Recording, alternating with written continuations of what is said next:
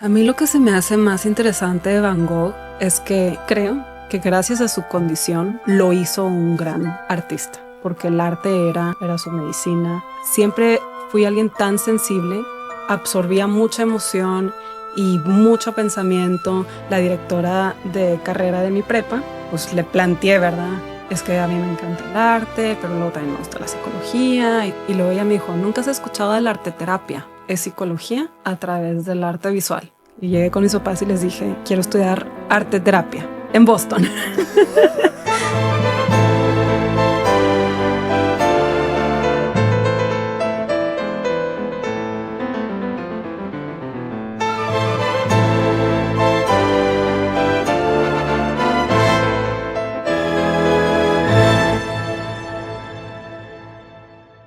Patricia Ortiz Treviño, bienvenida a Sangre y Suerte. ¿Cómo estás? Muy bien, emocionada de estar aquí, finalmente.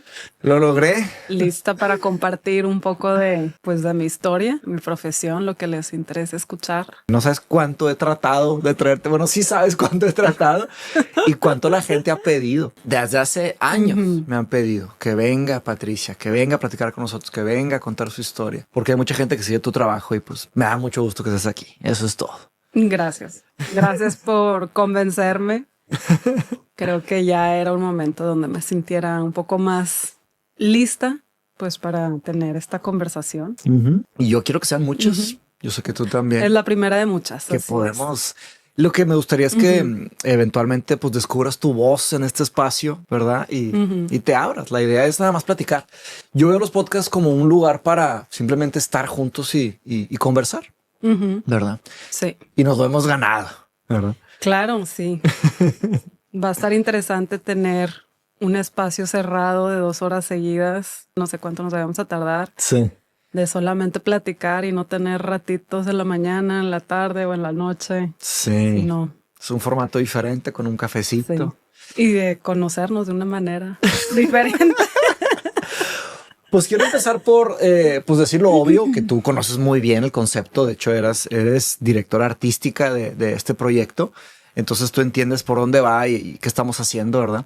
Y pues el nombre es Sangre y Suerte. De hecho, la portada del libro, tú la pintaste, ¿verdad? Sangre y Suerte. Así es. Y conoces a detalle la trayectoria del libro, que es el libro, ¿verdad? Que como hemos platicado 1000 veces sobre lo que es una persona, sangre y suerte. Entonces, este podcast, pues es eso. Básicamente es platicar un poco de hacer un tipo de retrato oral de lo que ha sido tu sangre y tu suerte. Entonces, pues empecemos desde el principio, con toda la calma del mundo. ¿Cómo fue tu infancia? Platícame un poco de qué tipo de niña eras, qué te gustaba hacer, qué te emocionaba, qué te daba miedo, como tú quieras en tu formato. Pues yo nací y crecí en Monterrey, México. Mi familia, pues son mis papás. Tengo un hermano mayor, Pedro, 2 años mayor, y un hermano 10 años menor, Juan Pablo. El JP. Saludos a mis hermanos. Que un día vendrán aquí. Algún día vendrán. Y si pudiera describirme de lo que me acuerdo, de lo que me cuentan, de las sensaciones que tengo, las memorias, pues siempre he sido una niña muy sensible, muy perceptiva, muy creativa. Desde que me acuerdo, siempre me gustó pintar, dibujar, expresarme con colores, con formas. Tuve una infancia muy alegre. Crecí con mucho amor, mucha atención, mucha compañía. Mi mamá es de una familia grande, mi papá también. Entonces, muchos primos, muchos tíos y muchos valores familiares. Creo que eso siempre fue como algo muy marcante y muy significante en la manera en la que crecí, en la manera en que me educaron, en el ambiente en el que crecí. La verdad es que era un ambiente muy, muy sano. Mis primos, las relaciones con mis primos muy cercanas, tíos también. Hasta la fecha, ¿verdad? Hasta la fecha, sí, hasta la fecha somos familias muy unidas, afortunadamente. Entonces, sí, pues fue una infancia muy, muy bonita, muy agradable. Y Y pues ya de mí, de cómo era yo de niña, pues no sé, yo creo que aquí mis papás son alguien que pueden explicarlo mejor, pero pues sí recuerdo de ser muy explorativa, de siempre querer probar cosas nuevas, cosas diferentes. Siento que siempre estuve yo como que en mi propio mundo, en mi propio camino, muy distraída. Hasta la fecha. Creo que tú lo sabes muy bien. Pero siempre con muchas ideas, mucha imaginación y muy pasional, muy emocionada con siempre tener todas estas nuevas ideas. Lentamente vamos a ir tejiendo hacia donde estás hoy, ¿verdad? Pero la idea es, ¿cómo empezaste a pintar? ¿Cuántos años tenías? ¿Por qué empezó? ¿Cómo fueron tus papás con esto del tema de la pintura? Hay una anécdota que siempre me cuentan mis papás. Yo creo que les marcó mucho. Y bueno, a mí me da risa. Me cuentan una historia de que fueron de viaje a Cancún. Era cuando todavía solo éramos Pedro, mi hermano y yo. Creo que yo tenía como 2 o 3 años. Ay, perdón, creo que Lara quiere. Dame un quiere agua. Sí, no estás. Bueno, yo también voy a aprovechar a tomar Sí, claro. Agua. Una historia que te cuentan. Una anécdota Pedro. Mía, sí. Que fuimos de viaje a Cancún. Yo tenía como 2 o 3 años. Y parece ser que fuimos a cenar a un restaurante pues muy bonito en Cancún y que a mí me pusieron pues ya sabes lo típico como una libreta o un dibujo con crayolas, eso es para colorear y luego mis papás se pusieron a platicar y que de repente yo ya no estaba en la mesa. Y fue como, ¿dónde está Patty? ¿Dónde está Patty? Y que de repente me encontraron sentada enfrente de una pared en el restaurante, rayando la pared. ¿Y cuántos años tenías? ¿Ponle? Tenía como 2 o 3. No, o sea, bien chiquita. Pues como alguien que conocemos. Como alguien que conocemos. Entonces mis papás dicen, digo, se ríen mucho cuando lo cuentan. Y pues que luego, vámonos a pagar la cuenta y vámonos de aquí. Pero me lo dicen muy bonito, me dicen, dejaste un mural. Dejaste un mural ahí en el restaurante. Entonces creo que esa ha sido la actitud de ellos. De tus papás ante esto. Ante ser una niña tan creativa y tan expresiva visualmente. Siempre me apoyaron, siempre lo fomentaron. El otro día, bueno, en una de estas veces que regresamos a México y estuve sacando cajas y haciendo limpias, me encontré una caja de puros trabajos míos de primaria. O sea, cuando tenía 4, 5, 6, 7 años. Qué bonito. Sí, mi mamá guardó todo, entonces eso también está muy padre. Sí, hasta encontraste un libro que te encantaba, que era tu libro favorito. Sí, escribí sobre un libro que se llamaba Escribiste unas historias. A Pocket for Corduroy, que lo tenemos que comprar. Lo tenemos que comprar para nuestra chiquita. Hijos. Era un trabajo de cuando tenía 5 años que era pues sobre mí y decía my favorite activity is painting. Desde los tenías 5. Sí, desde que aprendí a escribir. O sea, desde los 5 años fui creciendo.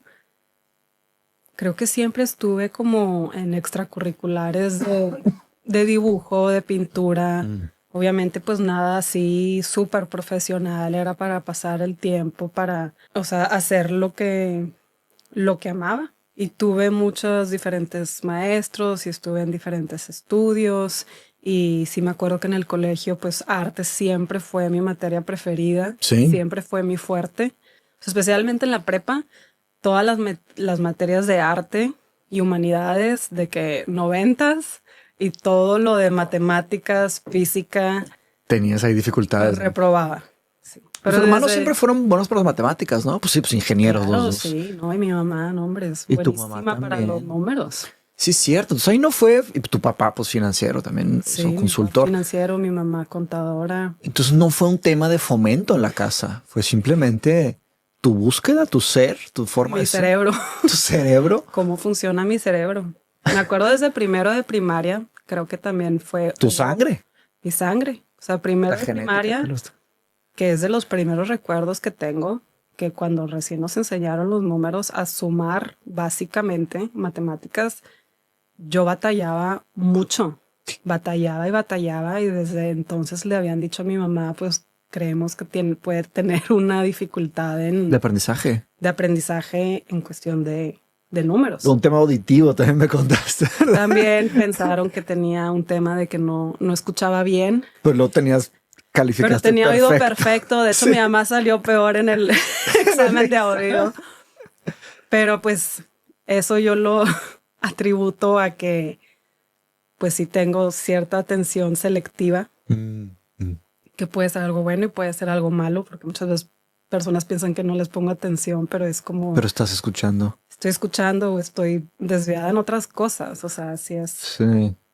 ¿Te acuerdas de un libro que se llamaba Inteligencia Colaborativa? Collaborative Intelligence. En fin, un libro que lo incorporé al curso de filosofía moral, pero hablaba sobre diferentes formas de poner atención.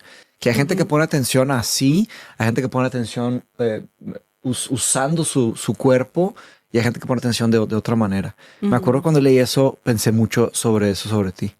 Que a veces estás haciendo otra cosa, pero estás completamente poniendo atención en lo que está sucediendo. Pero la persona que habla a veces malinterpreta esto. Como yo a veces, ¿verdad? ¿Qué digo? De que me está escuchando ahora, sí. Sí pasa. Pero creo que sí es un tema definitivamente de la atención desviada, de estar pensando en otras cosas o en muchas cosas a la vez, o estar analizando, o sea, distraerte, o sea, claro. Y creo que eso también se le atribuye mucho a las personas que son muy creativas. Está la gran conversación del déficit de atención, muy famoso, muy controversial. ¿Tú crees que tenías esto o eso es cuál es tu opinión sobre este tipo de diagnóstico, verdad? Porque a veces la gente rápidamente dice, no, dile medicinas y no sé qué. Pero ¿qué piensas tú sobre eso? Definitivamente a veces siento también que lo he tenido que como que trabajar mucho y hacer un esfuerzo extra en concentrarme hasta en las simples tareas de, voy a ir por un papel en la cocina y voy a la cocina y me acabé preparando un licuado y luego Yo creo que muchos se van a identificar con esto. Me puse a limpiar no sé qué y luego me puse a acomodar otra cosa y luego agarro una manzana, regreso, me siento en la oficina, me empiezo a comer la manzana y es el papel. Creo que a muchos en la vida adulta pasa por la cantidad de responsabilidades que hay, no sé. Y yo sé que tú no me ves así, pero a mí también me pasan esas cosas y me pasaban muchísimo más. Sí. Pues yo soy mucho, tú sabes, de escribir. Eso me ayuda a como organizar y de repente con los pendientes y luego te sientas en una computadora y en las computadoras hay infinitas cosas que puedes hacer o un celular. Entonces yo creo que el papel, y de hecho tú me regalaste unos papeles muy buenos que es ¿qué voy a hacer? ¿Qué sigue? Y mañana. Sí. Algo así, ¿verdad? Yo tengo que hacer eso todos los días. El día antes, ese mismo día en la mañana y a veces al final del día que tengo que hacer el siguiente día porque si no apunto se me olvida. Pero esto que decías sobre los niños que son más distraídos, no sé, es un tema muy grande, es un tema muy controversial. Sí creo que en ciertas escuelas, en ciertos sistemas, un niño que puedan identificar que no está prestando la suficiente atención, no está aprendiendo en el ritmo de los demás, es más inquieto, no se queda sentado en su silla, no sigue las instrucciones o tiene más dificultad en ejecutar sus tareas, pues es como, bueno, que le hagan una revisión psicológica. Y son como síntomas o rasgos de un comportamiento que pueden atribuir a un TDA o un TDAH, que es un déficit de atención, un déficit de atención e hiperactividad. Y ahí es donde pues yo tengo mucho conflicto con eso, porque creo que también hay muchos niños que no están bien diagnosticados y luego se les sugiere medicarse y son medicamentos pues muy fuertes para el sistema y para el metabolismo, cuando simplemente el tema de la inquietud se atribuye a otra cosa. O sea, es temas de personalidad. Ya. Hay personas que son más activas, más proactivas, más creativas o más sensibles y más emocionales. O sea, y cada niño es completamente diferente y es difícil que se ajusten a un sistema rígido, educativo, de expectativas. Es mucha presión también para los niños. O sea, luego es mucha presión y los papás se preocupan de por qué mi hijo no está poniendo atención, será que está habiendo un problema en su desarrollo. Entonces se empieza a complicar mucho todo el tema de qué está pasando con mi hijo, o en la escuela están diciendo esto, o por qué no es como los demás. Y yo creo que es una cuestión de darles un poco de tiempo a que se desarrollen, y que se ajuste. Es que es algo muy, lo digo como si fuera algo fácil, pero en realidad es algo muy difícil porque son sistemas muy grandes. Que haya más flexibilidad y más ajustes, pues a niños a que aprenden en otros ritmos. O sea, yo te digo porque yo sí fui de aprender más lento en unas cosas cuando otros eran súper rápidos y... Sí. Ahora, nunca te atrasaste en el sistema clásico educativo. Siempre avanzaste bien. Pues sí, raspando. Ahorita ya da risa, en el momento no daba risa. Sí, no daba risa, sí es cierto, sí es cierto. Porque, bueno, ya más en la prepa, creo que verdaderamente todos los semestres tomé remedial de matemáticas. Es decir, reprobé la materia, pero te dan una última oportunidad de tomar un examen para pasar o no. No, hombre, y pasaba. Cosa. Sí, para mi mamá yo creo que era muy... Yo tenía muy estresante. Yo tenía problema, pero en conducta. Yo siempre raspaba en conducta y estaba siempre en el borde, no de la expulsión, pero en problemas, y me metía en problemas todo el tiempo. Bueno, tú sabes esto. Sí, se deduce mucho.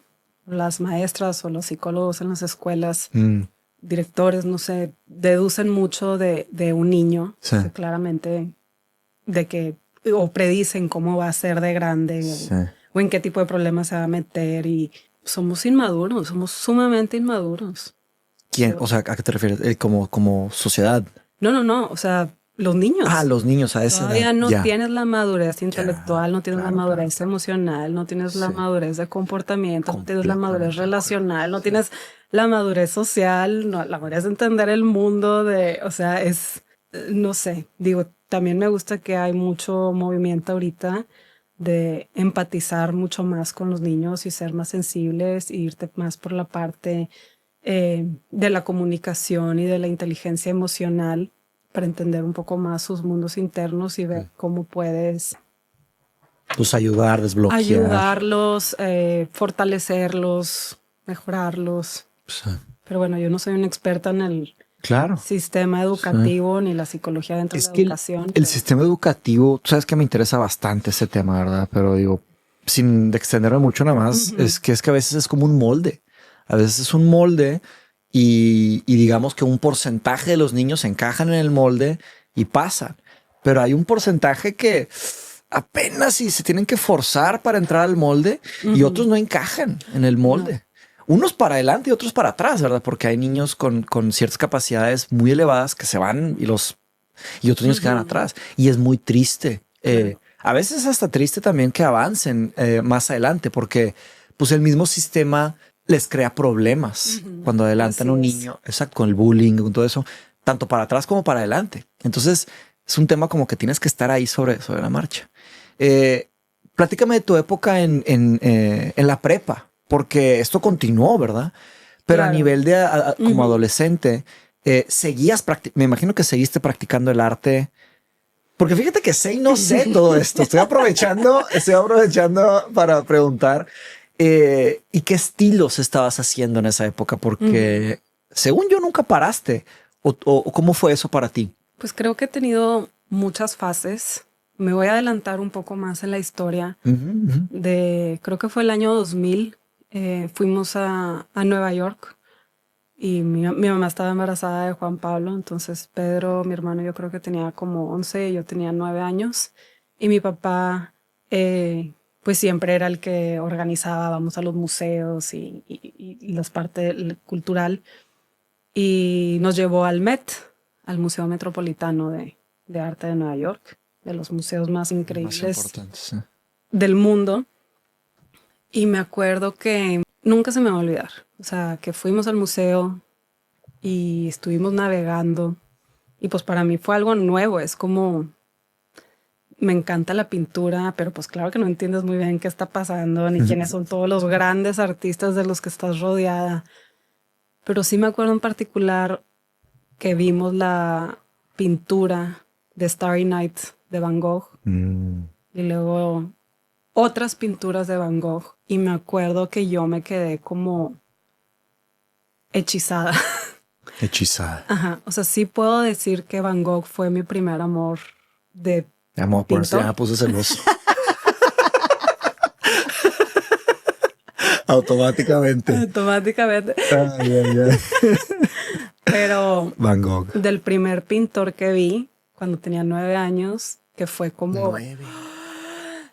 O sea, sí sentí una sensación muy fuerte dentro de mí de decir, quiero explorar esto más, o sea, quiero entender esto más.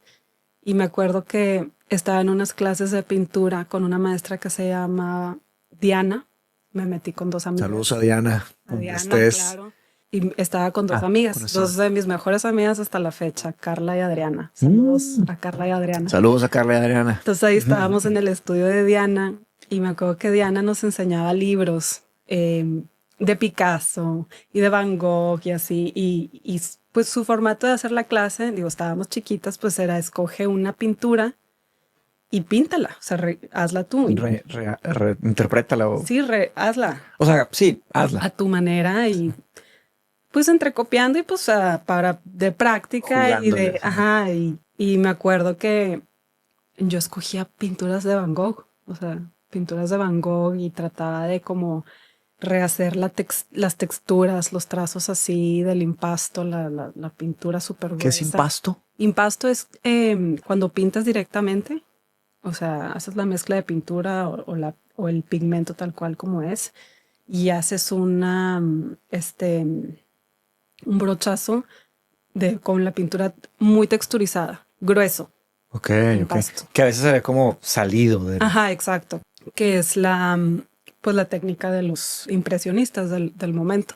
Me acuerdo de hacer una pintura de Van Gogh que se llama A Wheatfield with Crows. Wheatfield with Crows. Que es pues un campo de ¿cómo se dice? ¿Trigo? Trigo, creo que sí. Es trigo, sí. Wheat. De trigo. Es de noche y hay cuervos volando. Crows. With crows. Y hoy, o sea, de hecho justo estaba pensando en esto y dije, qué raro que de todas las pinturas escogí esa, como muy oscura, muy... Pues sí. O sea, con cuervos, pero tengo todavía la pintura ahí en casa de mis papás. Lo sublime, tal vez ya te interesaba. Ya, sí, yo creo que ahí ya había algo que me interesaba. Sí. Son los nombres artísticos grandes que yo creo que todos, sin saber nada de arte, conoces o has escuchado de ellos, de Van Gogh y de Picasso. Entonces, me acuerdo que yo me clavé mucho con Van Gogh y luego, esto estaba que en 4º, 5º de primaria. No, hombre, bien chiquita. Sí. Imagínate un poquito más grande. 6º de primaria, por ahí. O sea, me acuerdo que estuve un rato ahí en el taller de Diana y siempre pinté y luego entrando a la adolescencia, pues ya sabes que es un cambio enorme en tu desarrollo, en tu vida emocional, hormonal y me acuerdo que hacía pinturas solo en negro, rojo y blanco. Negro, rojo y blanco. Negro, rojo y blanco. Tu fase... Súper emo, súper oscura. Fíjate que David Lynch en una entrevista, hablando de Van Gogh, él dice, mucha gente como que idealiza el sufrimiento de Van Gogh, ¿verdad? Porque en su vida sufrió mucho, soledad, depresión, todo eso.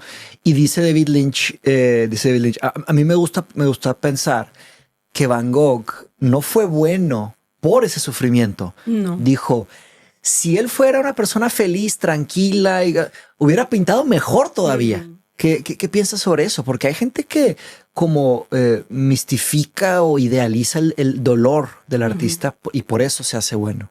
¿Qué piensas sobre eso? A mí lo que se me hace más interesante de Van Gogh es que sí, hay mucha literatura, hay mucha investigación, porque él escribía muchas cartas a su hermano, pues se sabe que estuvo entrando y saliendo de sanatorios, de hospitales psiquiátricos, pues famoso que se cortó una oreja porque escuchaba pues alucinaciones o tenía estos episodios psicóticos y mucha inestabilidad emocional, como que todo eso se sabe, ¿verdad? Que era como un crazy genius, pero sí hay mucha oscuridad y mucha tristeza en las cartas que escribía, pero lo que más interesante se me hace es que sus pinturas pues son en colores pasteles, son paisajes, como que se siente como algún tipo de contradicción de cómo estaba su mundo interno y cuál era su elección de temáticas de pintar, pero pues también era como su búsqueda de la paz, o sea, de lo que él veía por la ventana. Un tipo de esfuerzo. De cuando estaba institucionalizado, como una búsqueda de paz. Y claro que hay otros que se ven como todo más caótico pero definitivamente sí se puede percibir una sensación de la emoción y del sentimiento, ¿verdad? De todo lo que estaba pasando ahí en su vida, pero la verdad es que técnicamente están hermosos. Y él no es alguien que tuvo como que una formación artística. No, o sea, tú puedes ver que la paleta está súper mezclada, súper bien mezclada, la armonía de colores. O sea... Pero no tuvo entrenamiento técnico. Fíjate que no estoy 100% segura, pero creo que... Muy poco, tal vez. Muy poco. Ajá, que o no. Él era más que estaba muy inspirado por los impresionistas antes de él y por todo el movimiento de la pintura. Sí creo que gracias a su condición lo hizo un gran artista. ¿Por qué? Porque el arte era su medio terapéutico, era su medicina, era su escape, era su pasión. O sea, es como, a lo mejor y no proyectaba exactamente las cosas por las que estaba pasando, pero te da una impresión pues de cómo era su vida. O sea, es que es una pregunta un poco, ahora que me pongo a pensar. Claro, es que tiene muchas capas. Ajá, tiene muchas capas porque dices, ¿el sufrimiento te hace un mejor artista visual o la sanidad y el no tener todos estos conflictos internos, mentales, psicológicos te hace también un buen artista? Y yo creo que las dos. Si sabes cómo transmitir ese caos, ese conflicto, ese dolor interno en algo bello, en algo o sublime o lo que sea, pero de tu propia manera de expresarte. Pero a veces también la mente sana se puede beneficiar mucho también de esta práctica, de estas formalidades, de estas técnicas. Y también están los excesos también, ¿no? Porque el exceso de problemas mentales, pues la persona ya está desconectada, no puede ni agarrar un pincel. Exacto. Y el déficit, la deficiencia de tener, tal vez, ya ahí no sé, tener todo bajo control, tener tu salud mental al 100, no tener ningún conflicto, pues ya ni haces arte. ¿Para qué?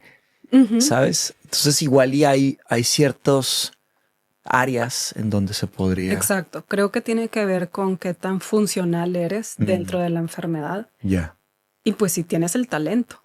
Van Gogh claramente era sumamente talentoso. Estaba el talento ahí y estaba pues la capacidad de pintar, o sea, de poder tomarse el tiempo de hacer todas estas yo también obras. Veo mucho en ti un tipo de cariño por por la técnica, un interés y una paciencia enorme. Bueno, tú sabes cómo soy yo. Yo de repente veo que nuestra chiquita empieza a pintar y así, y yo digo, no. O sea, como que me da algo. Tú estás bien tranquila con todo tipo de, ¿verdad? Y estás ahí en tu elemento haciendo tus grandes obras. Sí. Es algo muy interesante. Normalmente yo le llamo suerte a las cosas que nos van pasando. Y casi siempre la profesión que una persona lleva tiene que ver con su suerte más que con su sangre. Pero aquí pues veo que en tu caso tenías 2-3 años cuando empezaste con todo eso. Entonces igual hay algo ahí tuyo.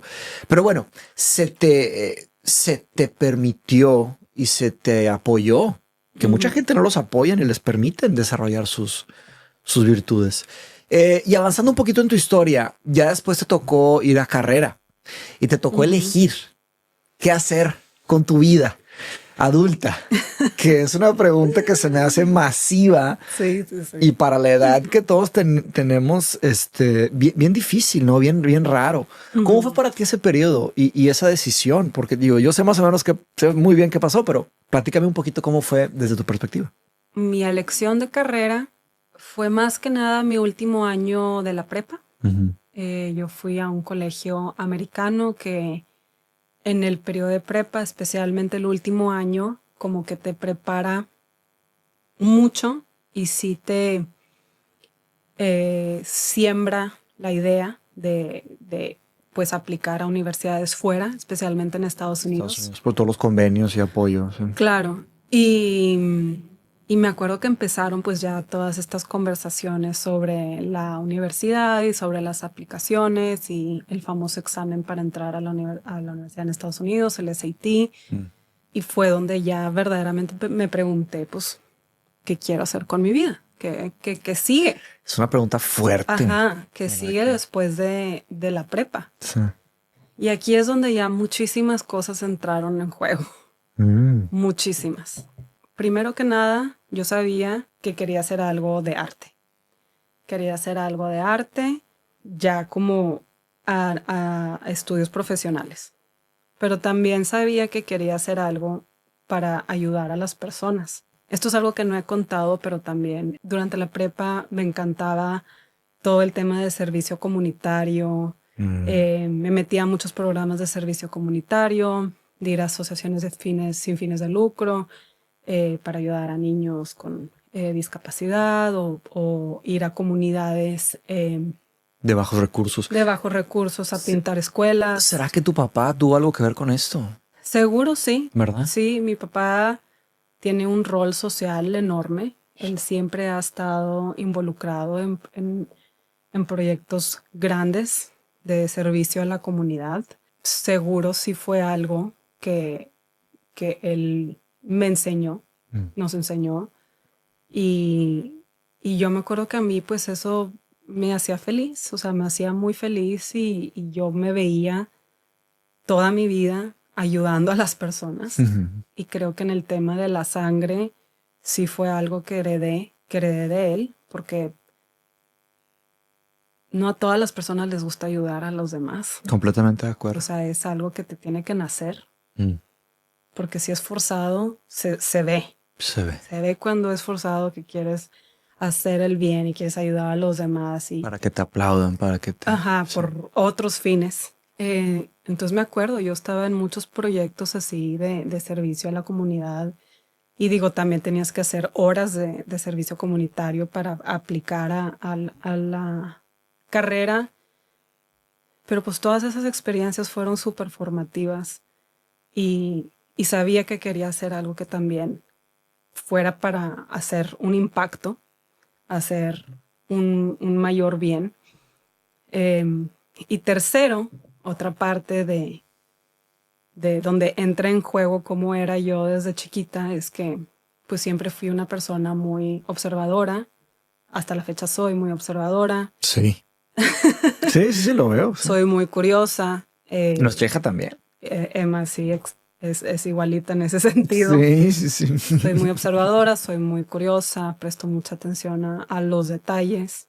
Reconozco que tengo mucha sensibilidad social, mucha empatía. Y estas partes mías, estos rasgos míos de personalidad, me llevaron a una curiosidad insaciable de querer entender a las personas. ¿Por qué somos como somos? ¿Por qué todos somos diferentes? ¿Por qué actuamos como actuamos? ¿Por qué pensamos como pensamos? ¿Por qué sentimos como sentimos? Siempre fui alguien tan sensible, absorbía mucha emoción y mucho pensamiento, y para mí, primero que nada, quería entender por qué soy así, por qué soy como soy. Existencial el tema. Ajá, sí. Sí, y filosófico, sí. Sí, creo que fui existencial desde la preadolescencia. Sí. Y también hija de en medio. ¿Te acuerdas que el doc nos platicó? Ajá, sí. Zurda, hija de en medio. Hay cosas ahí, ¿verdad? Interesantes. De tu suerte que te tocó. Claro, sí. Mezclado Hay con cosas ahí. Entonces, pues digo, de tu sangre. la conclusión era, quiero entender la mente humana. Y eso me llevó a tener un interés en la psicología. Y me acuerdo que en la prepa había una clase de AP Psychology, que es como Avanzada, psicología ¿no? avanzada. Y yo quería entrar. Yo quería entrar a esa clase y quería entrar. Y siempre se llenaba, siempre se llenaba. Y en una de esas, tratando de configurar mi horario de mis clases, la única opción que yo podía entrar a esa clase era si tomaba física. Híjole, amor. Y física era una extracurricular, o sea, era para las personas que querían estudiar ya para ser ingenieros. No, hombre, esto no lo sabía. Sí, creo que esto no lo sabía. Te lo había contado. Es que te encanta porque meterte en problemas, sí. a cosas que quieras explorar, a tus intereses, me encanta. La opción era o meterme a AP English, que era pues literatura avanzada, y yo no tenía el hábito de leer como lo tengo ahorita. Sí, cierto. Fíjate que hubiera hecho algo interesante. Exacto. Te hubiera hecho algo interesante en tu... O física. Entonces dije, pues, literatura. Hace más sentido. Ok. Sí. Entonces, sí, esto nunca te lo había contado. Porque pensé que había escogido física y yo dije, las matemáticas. No, hay otra parte de la historia. Ajá. Entonces fui a hablar con el maestro de AP English y le dije, pues, que quería entrar a la clase, que me diera un lugar en su clase. Y me dijo que no. ¿Te dijo que no? Me dijo que no. ¿Por qué? Porque solo quería entrar a su clase para entrar a psicología, a AP Psychology. Un medio para los fines. Me dijo, tú no quieres tomar esta clase de verdad y yo no te quiero como alumna. ¿Y cómo supo él? ¿Se corrió la voz ahí en el colegio o qué? Pues creo que yo le dije, o sea, no me acuerdo, pero... Le dijiste, ya déjame entrar porque quiero... Sí, nunca se me va a olvidar. Pero a ver, te está impidiendo llegar a lo que quieres. Su rol como maestro es ayudarte con la parte de inglés para que llegues a lo de psicología, en teoría. Claro, pero pues también habla de su... De su política de maestro. Ajá, él quiere alumnos que verdaderamente quieren estar ahí para aprender de Shakespeare, o sea... Apasionados o especialistas. Sí. Entonces me dijo que no. Me dijo, no te voy a dar un lugar porque solo quieres entrar a esta clase para meterte a psicología. No, corazón. Y en física nadie me dijo nada, entonces ahí acabé. ¡Ah! ¡Sí entraste! Dijeron, pásale. ¿Te metiste a AP Physics? No era AP, no.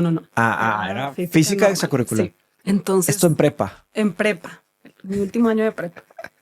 Y aquí quiero mandarle saludos a mi amiga Paulina Guerra, que estaba conmigo ahí también, que también no sé cómo ella acabó ahí.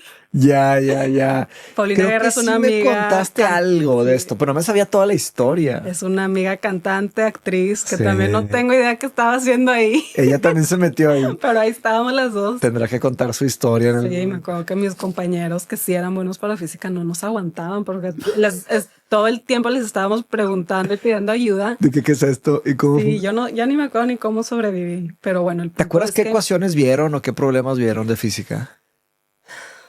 Los tengo súper bloqueados. Ya, olvidados. Pero ni lo registré. Pero eran cosas difíciles. Pero sí, pero tu plan funcionó. Pero mi plan funcionó. Ahí empezaste con esos planes complicados. Sí, he estado en muchas situaciones donde no entiendo cómo acabé ahí, pero bueno, entonces entré a AP Psychology y me acuerdo que era una clase súper demasiada información. O sea, era demasiada información, pero pues era una introducción a la psicología.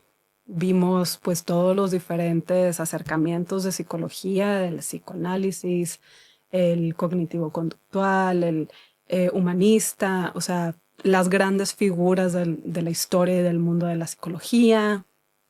Y me acuerdo cuando empezamos a ver el tema sobre desórdenes mentales, enfermedad mental, que el maestro habló de esquizofrenia. Creo que para mí ese fue porque fue como... ¿Qué es eso? Ajá, ¿cómo? O sea, ¿cómo? Y pues empezó a describir, ¿verdad? Lo que era la enfermedad de la esquizofrenia, que pues es tener una serie de episodios psicóticos o un estado psicótico, que es cuando te despegas, disocias de la realidad, ¿verdad? Estás viviendo una realidad externa, bioquímicamente. Es una enfermedad muy compleja.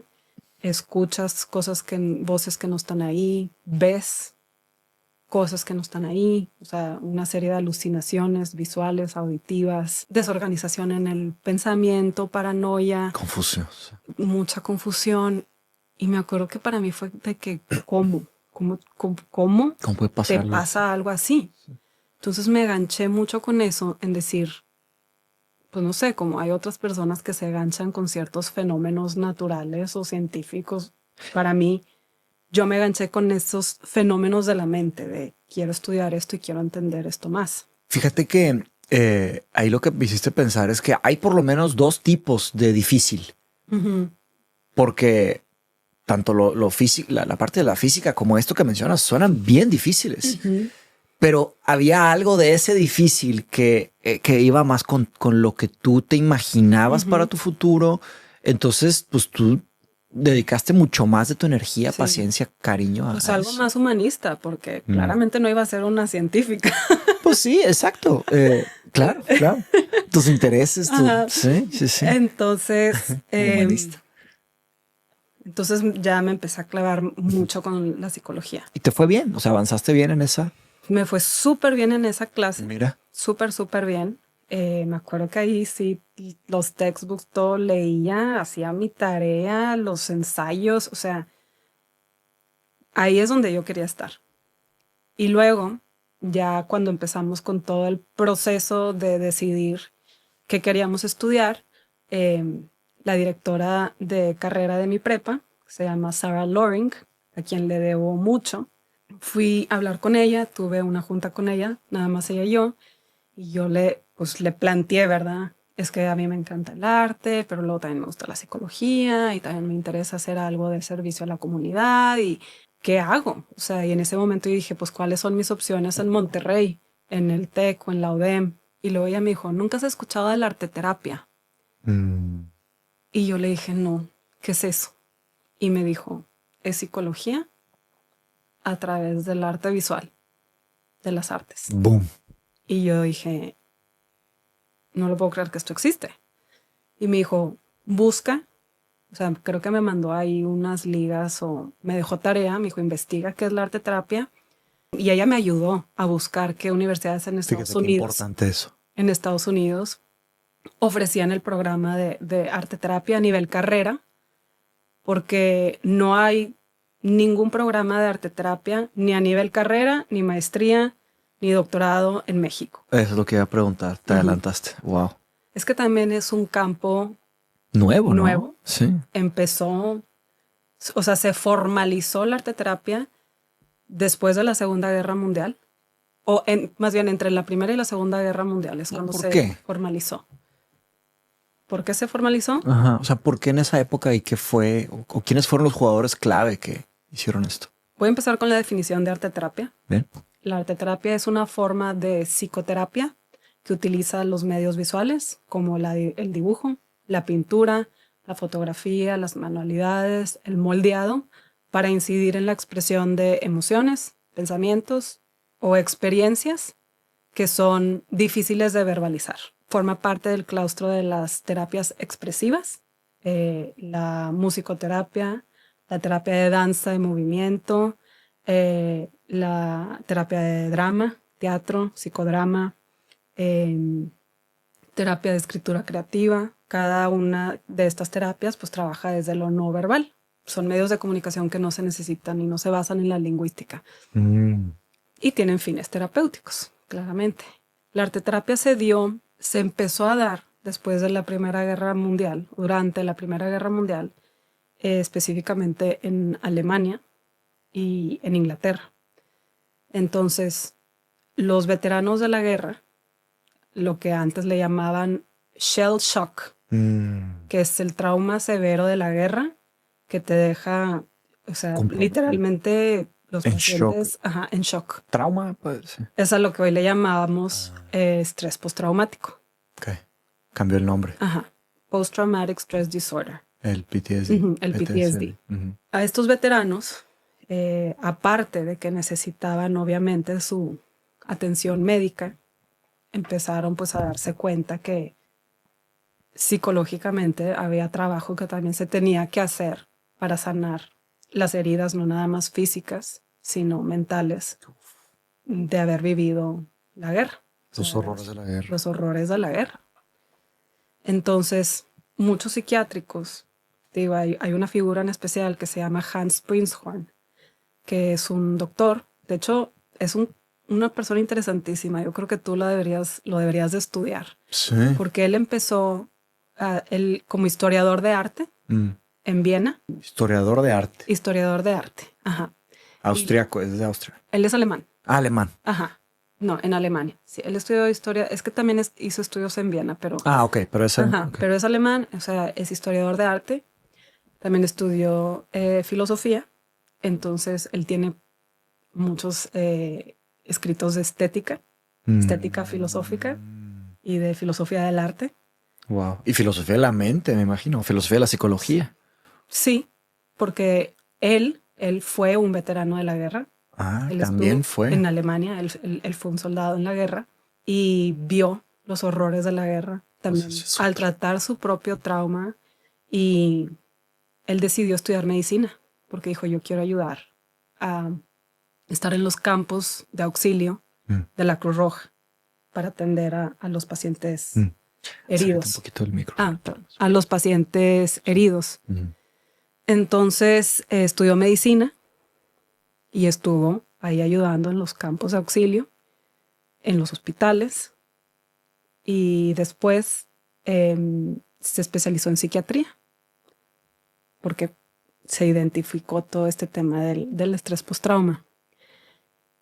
Y como él era historiador de arte y esteticista, empezó a agregar programas de arte en el sanatorio especial en donde él estaba, a poner a los pacientes a dibujar, a pintar, para poder entender un poco más su mundo interno.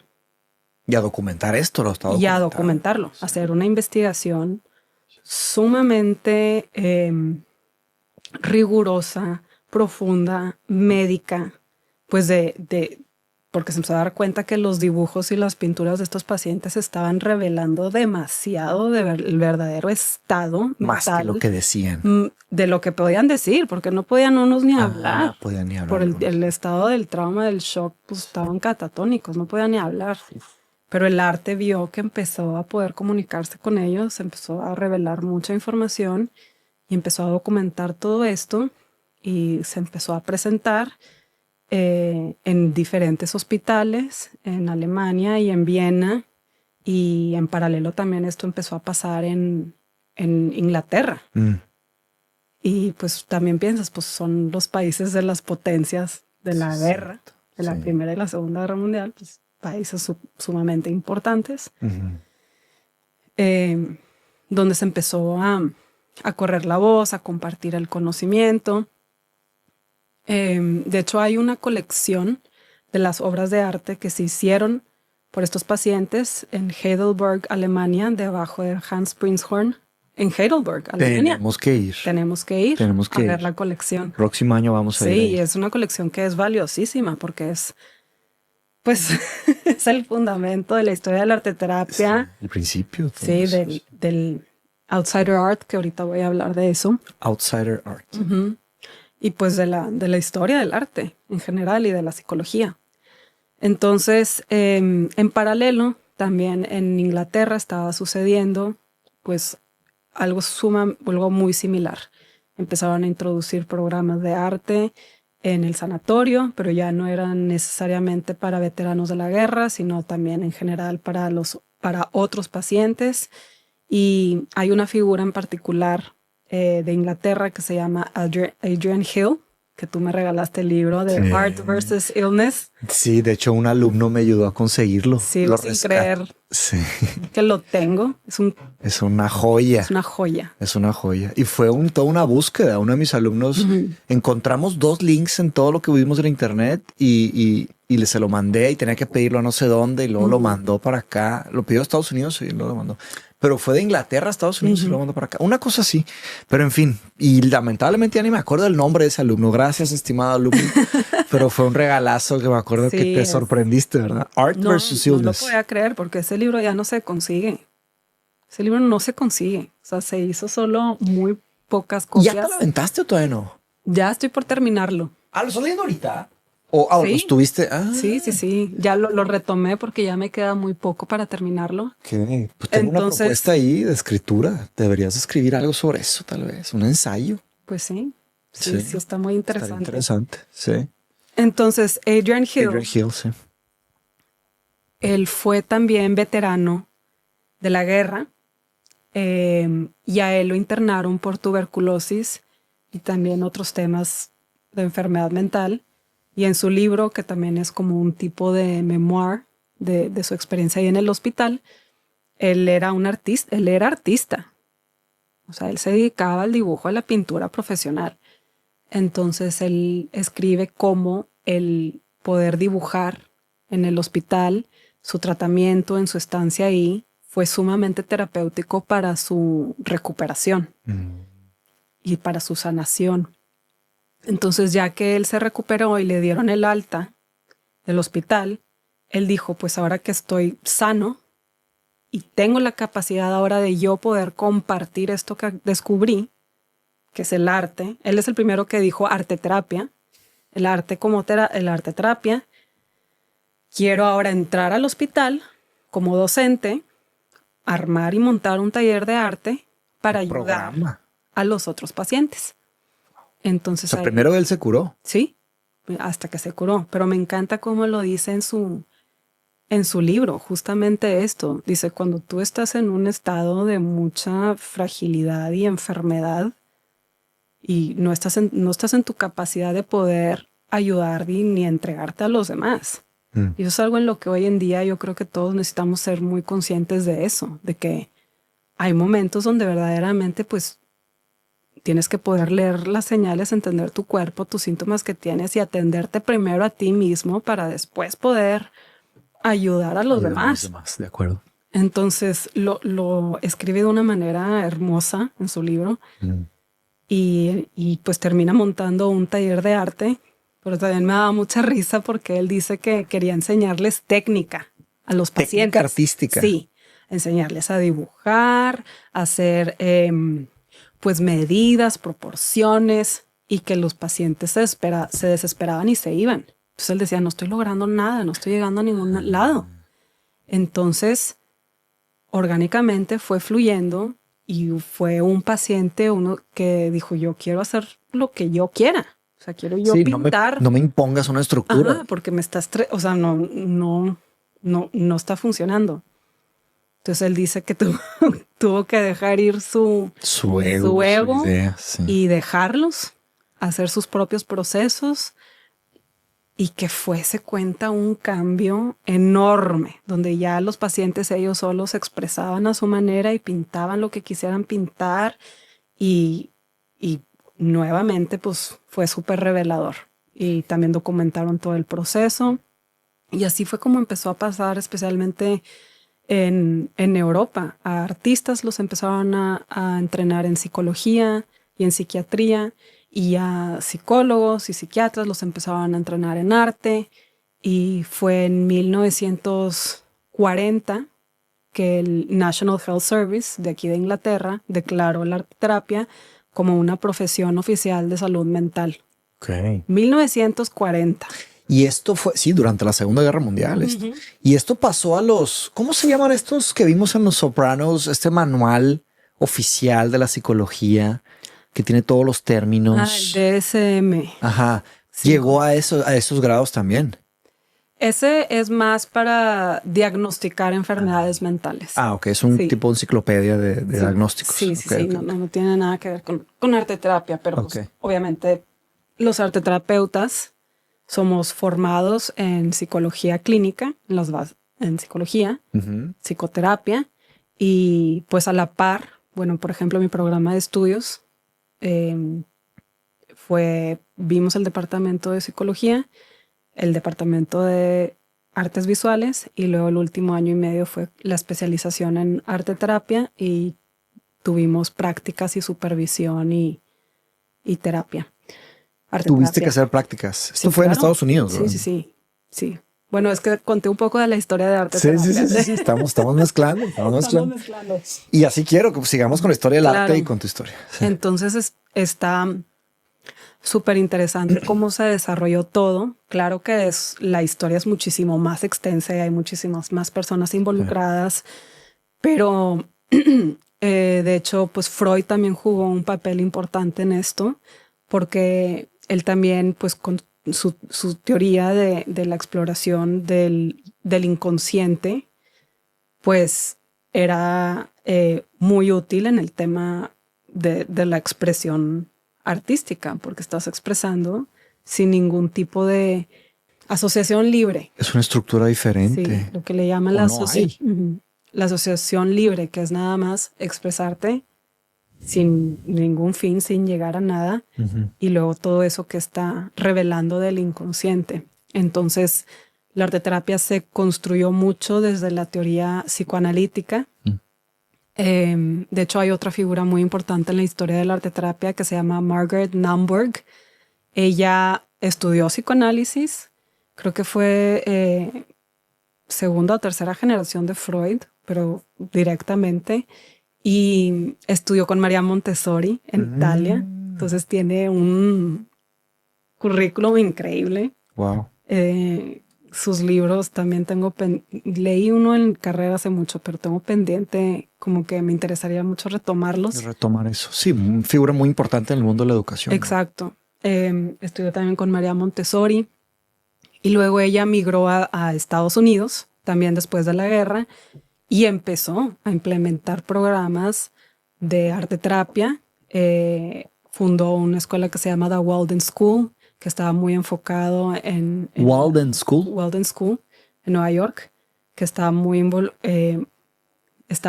involucrado en el tema, pues, del método Montessori, especialmente en la expresión creativa para el desarrollo emocional en los niños. Y pocos años después del NHS, la Asociación Psiquiátrica Americana, creo que fue en 1948, reconoció y formalizó la práctica de arteterapia como una profesión oficial de la salud mental, y se hizo el primer programa de estudios en NYU. Ahora esto en Estados Unidos. En Estados Unidos. ¿Qué año más o menos, te acuerdas? 1948, 49. Se tardó casi unos 8 años después. Pero el nido está aquí, en Inglaterra. En Inglaterra, sí. De hecho, vas a una conferencia, ¿verdad? Sí, estoy muy emocionada. El 8 de noviembre. 8 de noviembre. Voy a ir a la conferencia anual de la Asociación Británica de Arteterapeutas, pues para ver qué está pasando en el mundo de la arteterapia. A presentar casos de estudios de investigación, a ver qué. Quiero preguntarte un poco sobre tu experiencia trabajando como arteterapeuta y luego platicar sobre la transición a lo que sigue en tu vida profesional, ¿verdad? Entonces, hiciste prácticas allá en Estados Unidos, donde te empezaste a acercar un poco a, después de todo lo que aprendiste a nivel teórico, te tocó implementarlo en estos servicios sociales, ¿no? De hecho, voy a terminar de contar cómo acabé en Estados Unidos. Muy bien. Faltó.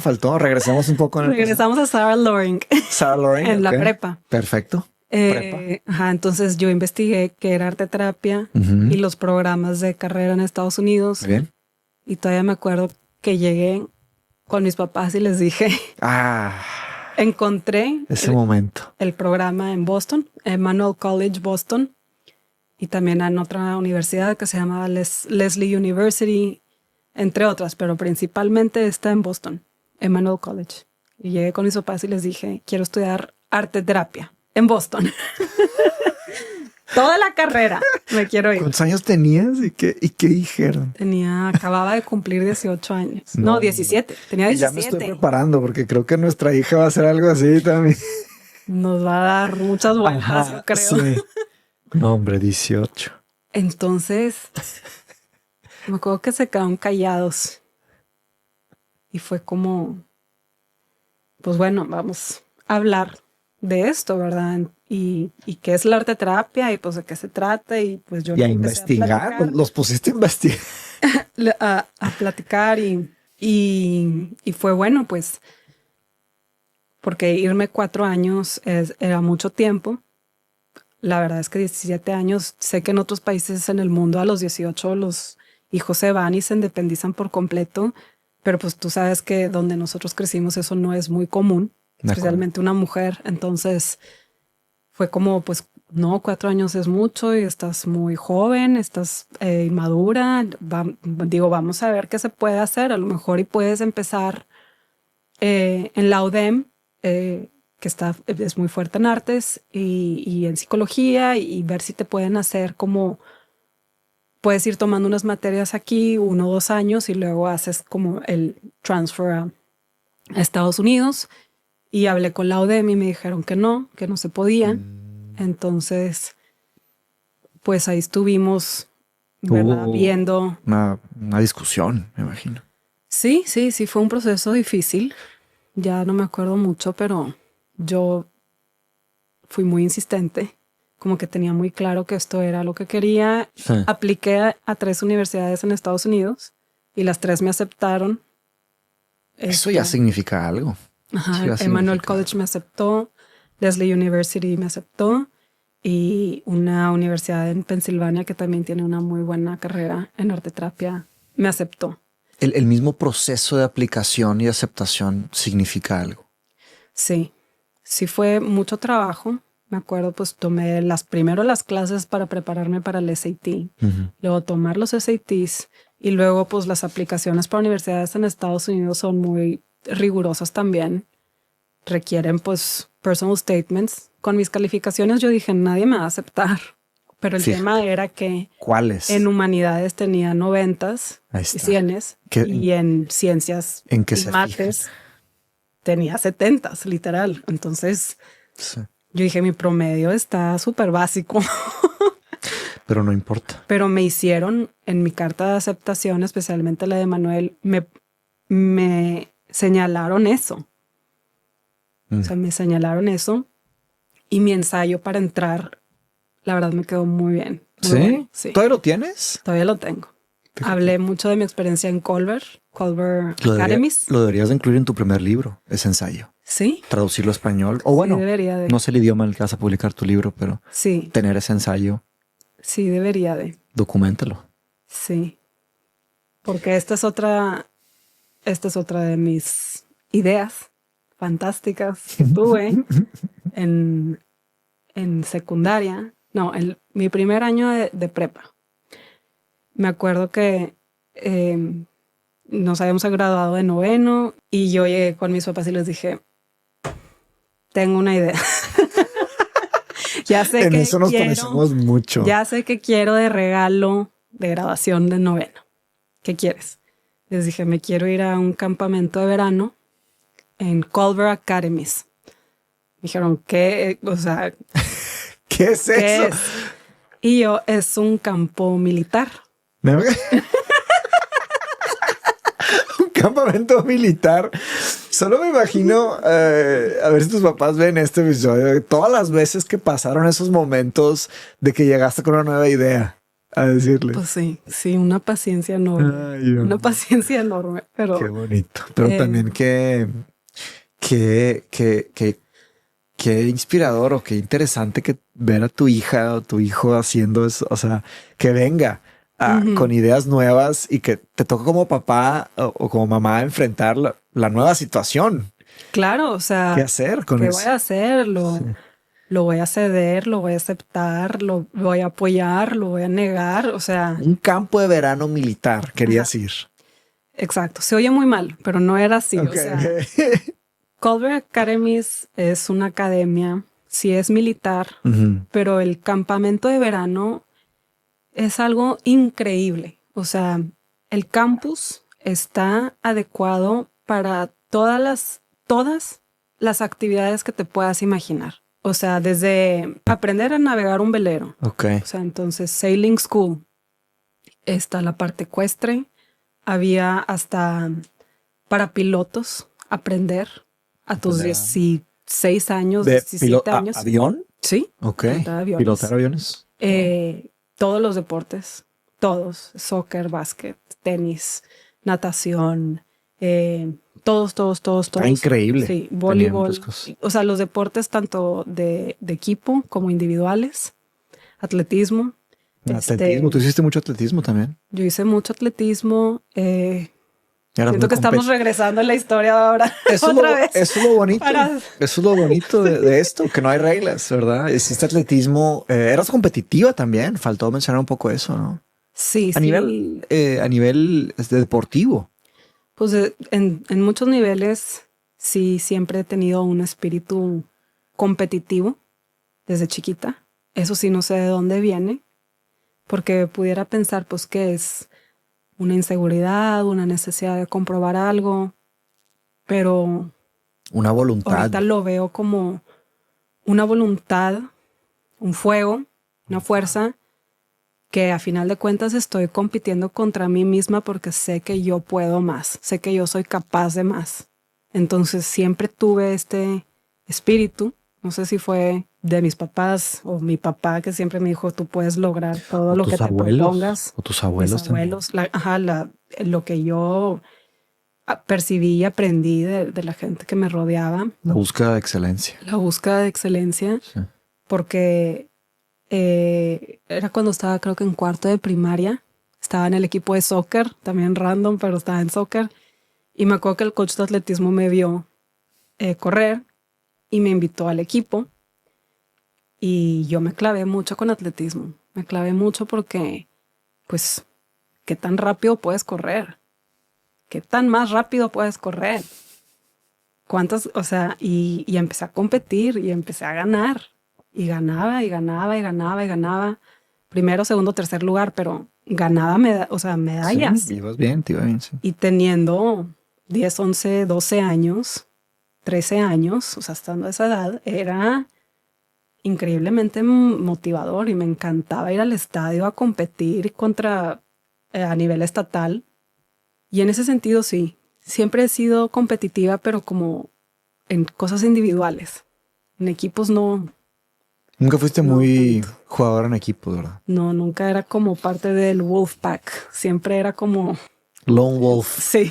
Fíjate que yo también. Creo que por eso nos identificamos tanto. Sí, bastante. Qué cosa. Sí. Siendo, pues, un lone wolf y... Un lobo solitario. Un lobo solitario. Entonces ahí anduve de lobo solitario, corriendo, compitiendo, teniendo ideas. Aullando, teniendo ideas nuevas. Y bueno, regresando a Culver. A Culver, sí. Ajá, regresando a Culver, pues yo dije, yo quiero vivir esta experiencia. Y pues sabía que era muy internacional, iba gente de todo el mundo. Y hablé con un chavo que ya había ido varios veranos y me dijo, es una experiencia transformadora. O sea, vale mucho la pena. Tienes que ir. Entonces yo le dije a mis papás, quiero ir de regalo de graduación. Esto fue a los 16. Ajá. No me acuerdo de que haya habido peleas. Me dijeron que sí. Fui y de verdad que ha sido de las experiencias más importantes que yo he tenido en mi vida, más formadoras.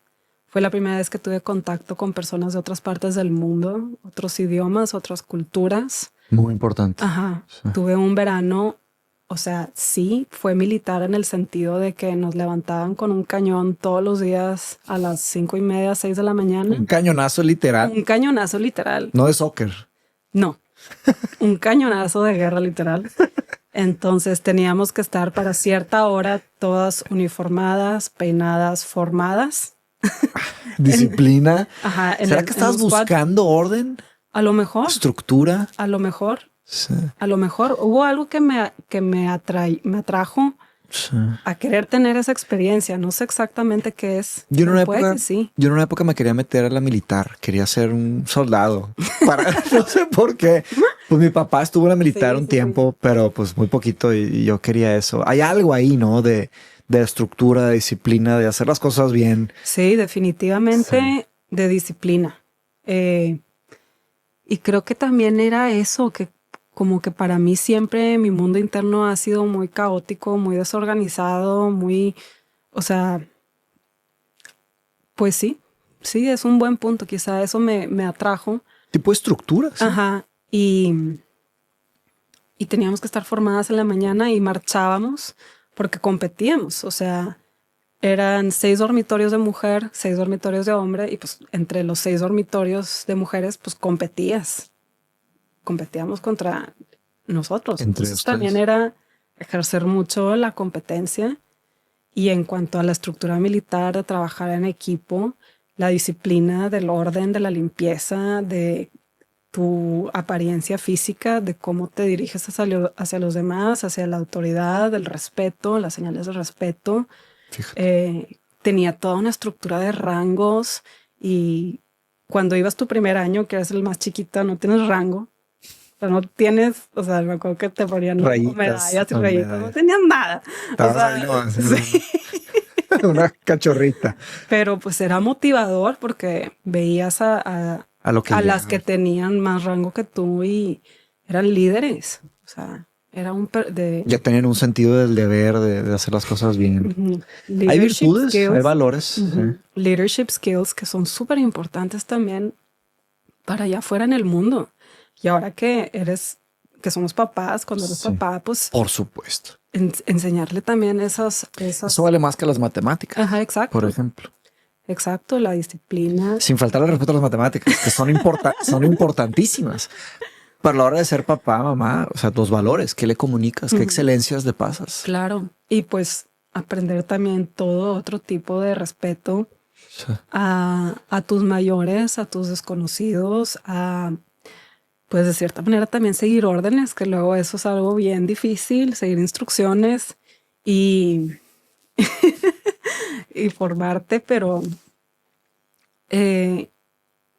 fueron de las mejores lecciones que tuve, muy formadoras, especialmente pues en la adolescencia, y pues probé tantas cosas nuevas, que eso es lo que a mí más me gusta hacer, o sea, tener experiencias nuevas, diferentes, retadoras.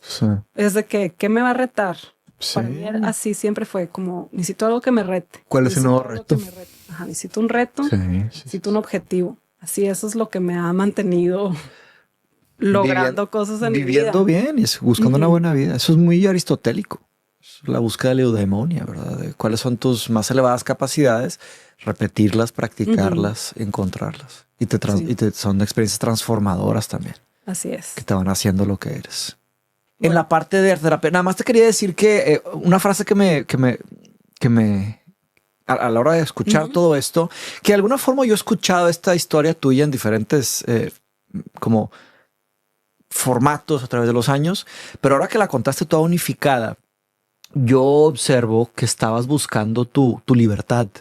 Y de hecho ayer en el episodio que vimos de Sopranos, el afroamericano que estaba defendiendo un sindicato dice una frase muy relevante que es: nunca subestimes a una persona que está luchando por su libertad. Y yo creo que tú estabas buscando esa libertad intelectual, psicológica, de vida. Y empezaste a hacer cosas que ni tú te imaginaste que ibas a poder hacer. Y nadie se veía venir. Estabas buscando un tipo de libertad. Sí, creo que siempre he estado en búsqueda de algo más. Crecimos en una sociedad conservadora, en una sociedad donde por años, es un tema generacional, a las mujeres se le ha exigido cierto comportamiento no expresar verdaderamente lo que piensan, tener que seguir normas sociales, expectativas como hija, luego eventualmente como pareja y luego como mamá, como madre. Como el camino típico. El camino, hay un camino que se tiene que seguir, hay un camino que se tiene que hacer y si te sales de ese eres considerada, no sé... ¿Rara o...?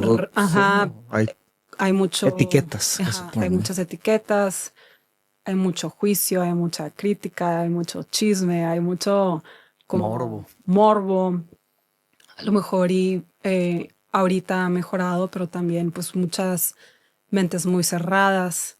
Y no sé, creo que yo tenía demasiada energía y ganas y necesidad y búsqueda, que no se podía contener en esa sociedad. O sea, necesitaba... Y no lo querías contener. Y no lo quería contener. Querías salir, tu voluntad estaba muy fuerte. Exacto. No lo quería contener y creo que empecé a sentir esa libertad cuando me fui a Culver, aunque obviamente no era un campamento como que promovía mucha libertad, pero sí se sentía. Pero es que a veces la estructura te da libertad. Ajá, porque te sales de tu casa, te sales en otro contexto, estás incómodo. Eso también es un aspecto clave en el crecimiento, la incomodidad. Si ya estás muy cómodo en una fase, en algo que estás haciendo, es hora de hacer un cambio. 100%. No, es muy rica la comodidad, es muy a gusto, pero... ¿A qué llegas? ¿A qué llegas? O sea, ¿qué tanto más vas a aprender? Y también se aprende mucho a través de los errores. Yo cometí muchísimos errores en mi adolescencia y luego en la carrera, porque eventualmente, pues,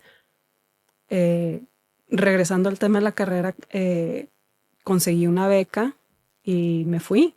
Eventualmente me fui y fue un sacrificio enorme de parte de toda mi familia, el que yo me pudiera ir a cumplir mis sueños, ¿verdad?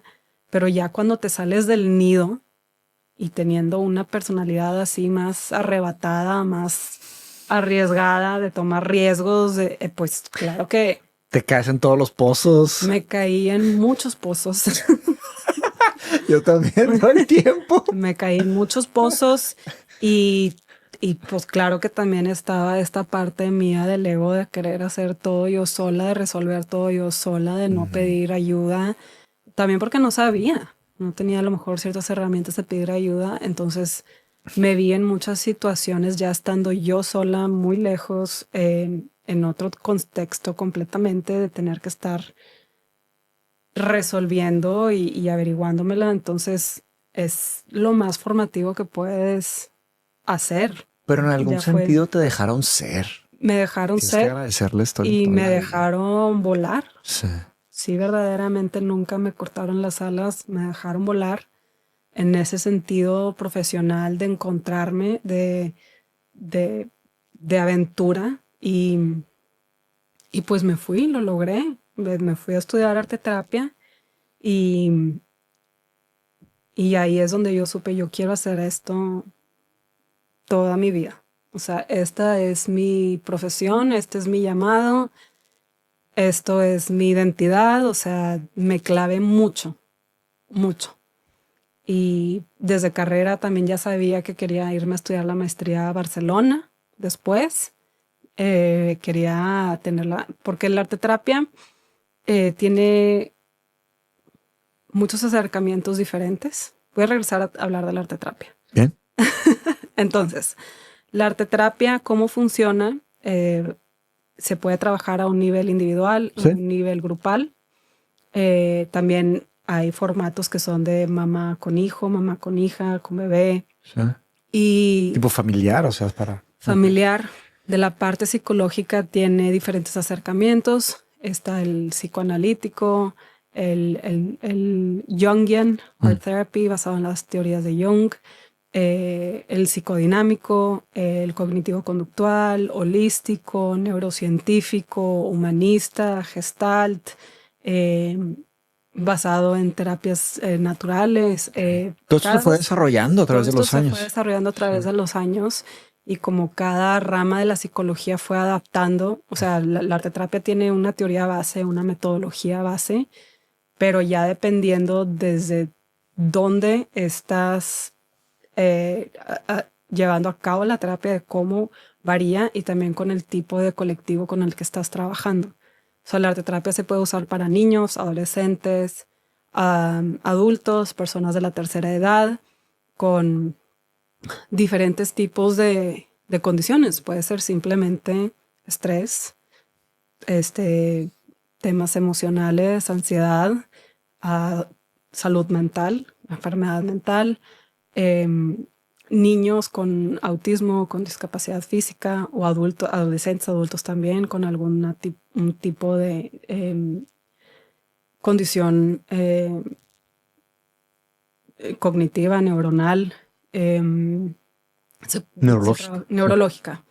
Se trabaja también con pacientes con enfermedades terminales, con cáncer, ¿verdad? Pues tiene muchísimas aplicaciones, demasiadas. Muchísimas aplicaciones. Ya depende del arteterapeuta en qué se quiere especializar, con qué tipo de colectivo se quiere especializar, porque también ahí es muy diferente.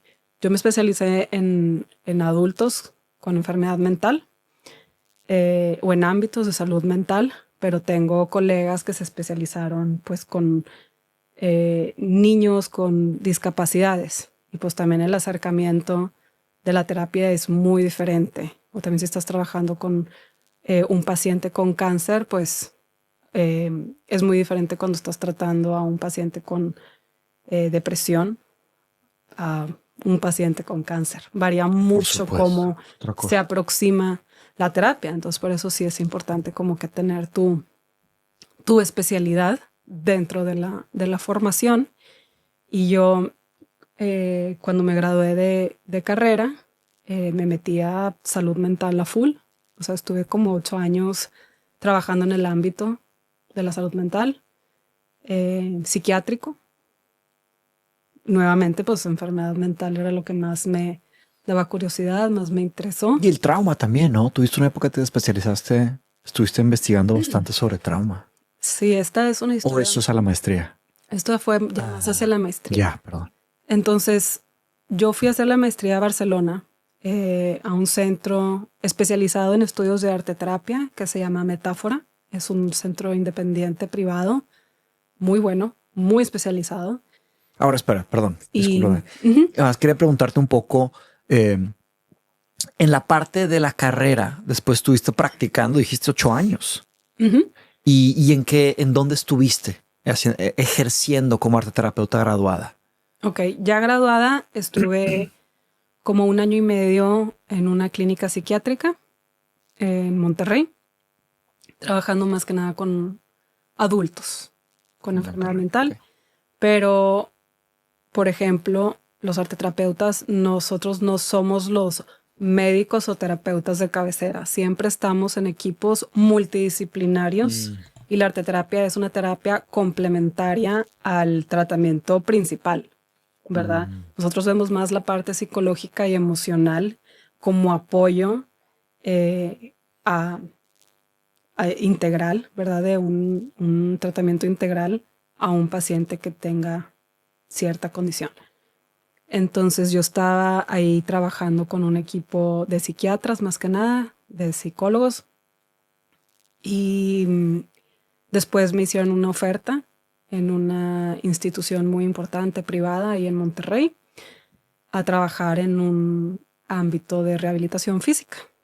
Entonces era ver la parte de salud mental, el apoyo psicológico emocional a un paciente que estuviera pasando por un proceso de rehabilitación física debido a un trauma cerebral, una lesión cerebral. ¿O deportiva? Deportiva. Ya. Ajá, porque pues obviamente una lesión, te lleva incapacidad física, sí, pues te puede llevar a una depresión o a otros temas mentales. Pero estando ahí, me acuerdo que yo estaba bien chiquita, tenía como 23 años. Y pues estaba dentro de un equipo de médicos, hombres, pues desarrollados con sus doctorados, sí, con veteranos ya grandes y aunque el director del instituto creía demasiado en mí, en el proyecto de la arteterapia, él estaba muy emocionado, él fue el que me invitó a formar parte del instituto, pero la verdad es que no estaba funcionando porque yo tenía estas ideas de decir, ok, vamos a implementar la arteterapia de esta modalidad aquí en esto, y pues él era un doctor, es un doctor, es una eminencia y es súper ocupado y me decía, pues yo no puedo encargarme de nada, pero Claro. habla con este doctor y háganlo. Y pues la verdad me veían como una niña. Por supuesto. Que llega con sus pinturitas. O sea, no me tomaban en serio. Sin duda.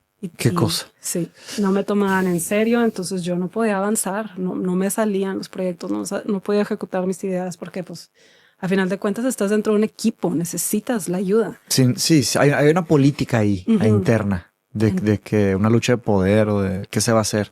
Sí, o también era eso, no sé, me veían a lo mejor muy ingenua, muy joven, y no me hacían caso. Entonces, y además que no hay tradición en la ciudad. Sí, era introducir todo un concepto nuevo, pues explicarlo primero que nada. Entonces, con eso también cuando me gradué, daba muchas conferencias. Di muchas conferencias Tuviste en muchas universidades sobre toda la base de arteterapia, qué es, cómo se aplica, para quién se aplica, pues la metodología, cómo ir introduciendo el concepto. Y pues obviamente ser como pionero de un campo en una ciudad donde es algo que ni siquiera se ha escuchado. Sí, no, está bien difícil. Y conseguir el apoyo de una institución, de la CEPO. Sí, porque una cosa es que te inviten, pero ya adentro es otra cosa a que avance, a que funcione. Porque sin duda también hay gente que se puede sentir pues también amenazada y decir, oye, pues si avanza esto, se me apaga lo mío y me pone en riesgo mi práctica. Entonces, si crece esta idea nueva, se va a empezar a distanciar lo viejo. Entonces, igual hay un tipo de amenaza a largo plazo ahí también. Sí, y no había tampoco mucha cultura del trabajo en equipo.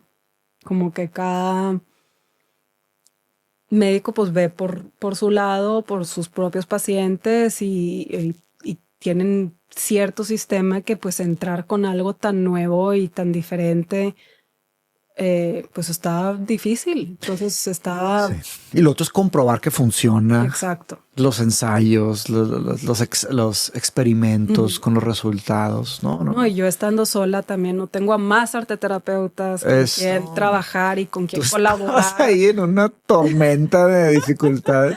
Pues estaba picando piedra y estaba emocionada, ilusionada, pero pues claro. Qué bueno.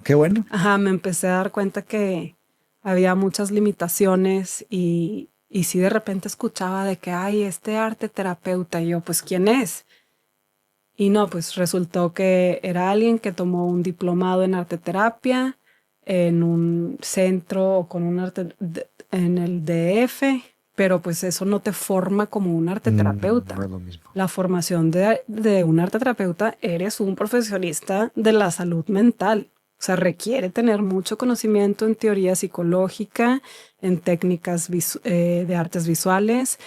Son muchísimas horas de prácticas con pacientes, de investigación, de supervisión.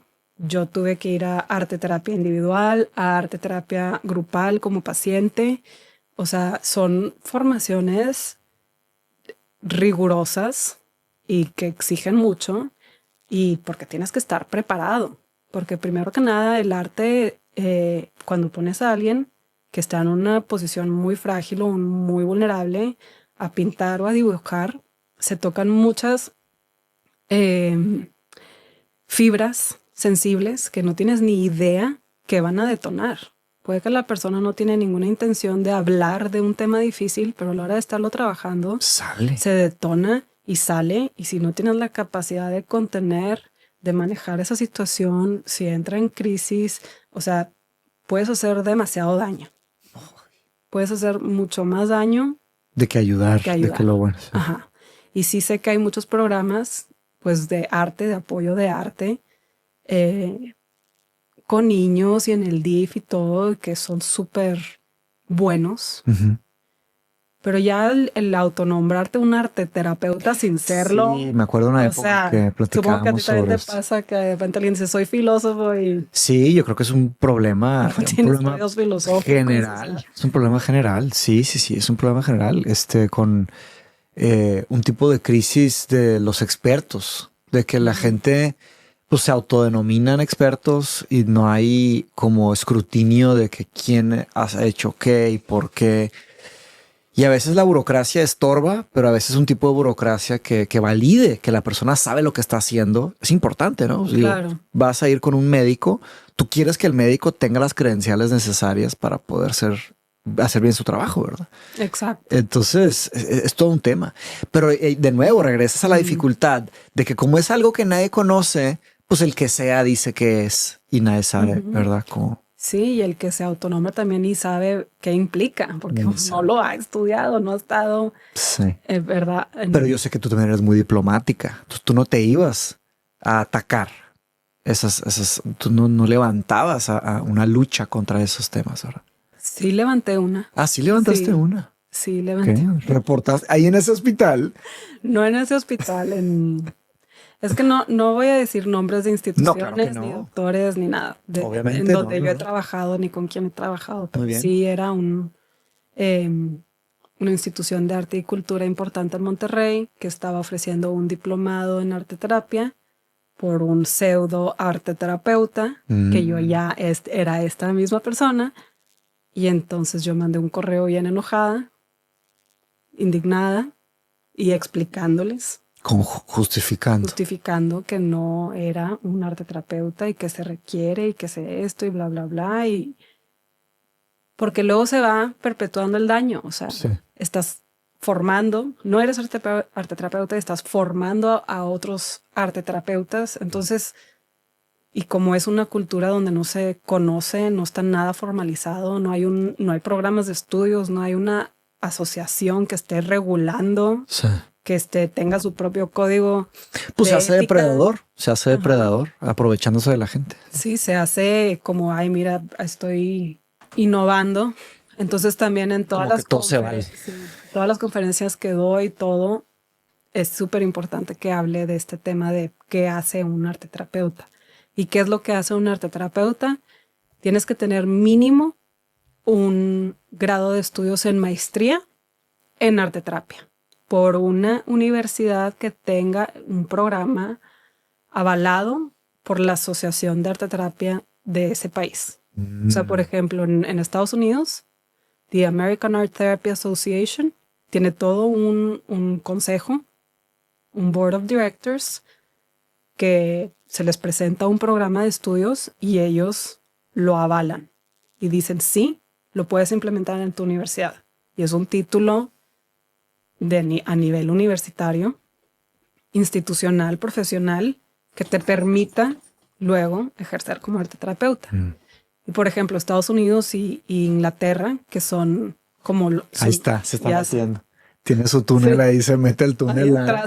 Lara se metió un túnel ahí. Pero bueno, perdón. Entonces, este tipo de evaluación pues fortalece las raíces y la institución asegura y se hacen evaluaciones bien difíciles. Claro, porque ya a través de ellos tienes que sacar tu licencia. O sea, ya es todo un proceso como querer ser un enfermero, un doctor, un psicólogo, o sea, un profesional de la salud. Sí. Entonces sacas tu licencia y ya ejerces como arte terapeuta. Entonces, pues también en México, sin nada de eso, ningún apoyo. ¿No hay asociación de arte terapia en México? No hay. Entonces yo me acuerdo que conocí a 2 arteterapeutas, una que estudió conmigo en el mismo lugar allá en Barcelona, y pues hicimos el intento de hacer una asociación. Y al final de cuentas era demasiado trabajo, cada uno tenía sus otros proyectos, entonces... Sí, es tiempo completo. Para hacer algo así es meterte tiempo completo. Tu vida. Sí, deja tu tiempo completo. Dedicarle tu vida a todo eso. Entonces, en fin, no se logró, pero pues yo digo, ahorita ya no ejerzo como arteterapeuta, ahorita contaré por qué, pero O en el siguiente episodio, porque lo que platicamos en la pausa es que nos va a faltar tiempo, pero está bien, eso es bueno, eso es bueno, ya grabaremos otros. Bueno, entonces estaba en esta, en esta institución. Y digo, nada más sobre ese mismo asunto, esto tú lo estás hablando a un nivel institucional en América Latina, en México. Y te pregunto, ¿qué pasa a nivel redes sociales y a nivel global? 1000 veces peor, infinitas veces peor, que eso es una cosa que es un problema del Internet que no se ha resuelto. Claro. Y mucha gente ya está hablando, inclusive yo estoy hablando de problemas de inteligencia artificial, problemas de robótica, pero hay cosas que no hemos resuelto del mismo Internet, que son problemas enormes, que están construyendo otros problemas y están, mucha gente se informa de gente mal informada y acaban construyendo formas de ver el mundo completamente distorsionadas. Claro, porque el Internet se presta mucho a que las personas den sus opiniones. O sea, no están hablando, no están citando a nadie, o hablan de algo que leyeron o que escucharon sin citar a nadie. Entonces no sabes de dónde viene la fuente, no sabes si es una opinión o es un dato duro, real. Sí. Y luego estás escuchando a tantas personas al Internet dando sus opiniones y luego tú vas y le compartes a tu pareja, ay, oye, vi esto en el Internet. Lo dices, pues, ¿de quién viene? No, pues viene de alguien que está dando su opinión sobre algo que leyó, es su perspectiva. Y luego de repente se hace viral. Y cuando se hace viral le da más credibilidad. Porque dices, se hizo viral, tiene que ser verdad. Todos lo están viendo, es trending topic. Cuando está comprobado que la mentira se esparce más rápido que la verdad. Claro. Mucho más rápido que la verdad. Entonces, que es importantísimo que estás enseñando filosofía y pensamiento crítico. Para frenar un poco eso. Pues mínimo para no creerte todo lo que escuchas o para poder formar también tus propias opiniones críticas de decir, cuestionar esto me hace sentido, esto no me hace sentido, o de dónde viene esta información. Sí, lo que yo invito tanto a mis invitados como a los que ven este episodio, estos podcasts, investiguen por su cuenta. Yo te voy a pedir después una lista de links y los ponemos ahí en el episodio, que cada quien haga sus investigaciones, ¿verdad? Claro. Para que comprueben que sí, que no, que va, que no va. Sí, claro, lo que quieran comentar o preguntar. Sí. Y sí, entonces lo de la asociación, pues no estaba muy difícil y yo en esta institución dije, ¿sabes qué? No, yo quiero salud mental. O sea, a eso es lo que quiero. ¿Y cómo te diste cuenta de eso? Tú estabas chiquita, tenías 20 y tantos. Sí, porque me empecé a meter a muchos temas como de rehabilitación física. Lo dije, pues esto no, yo quiero estar trabajando directamente con pacientes que es viendo el tema del desorden afectivo o de ansiedad o alimenticio o psicótico, lo que sea. Mental, a fin de cuentas. Sí, salud mental. Quiero estar en ese ámbito. Entonces estuve un rato en práctica privada con otros psicólogos especialistas en salud mental. Y luego apliqué a la maestría en Barcelona, en Metáfora. Y pues me fui a Barcelona. Me fui a Barcelona poco después de que nos conocimos, que esa será otra historia, pero... Será otra historia. En el 2016 me fui a Barcelona y la maestría estuvo increíble. O sea, lo que aprendí estuvo increíble. Tus amigas de Metáfora. Sí, mis amigas también de todas partes. Y pues ya un programa muy especializado y pues escuchando también las perspectivas y las prácticas de otras arteterapeutas. O sea, estás hablando el mismo idioma. Eso es lo que más me gustó. Dije, finalmente estoy con un grupo en donde estoy hablando el mismo idioma. Nos entendemos perfecto. Qué increíble es eso, ¿verdad? Sí. Cuando encuentras un tipo de tribu o algo así. Exacto. Y vas viendo que ves también el mundo de una manera muy similar. Por algo llegaste a estudiar eso y llegaste a ese lugar en donde estás. Y se hicieron amistades increíbles porque pues la arteterapia no es como una formación muy convencional, porque también implica mucho de tu lado personal. de tu experiencia personal, de tu emoción, de compartir.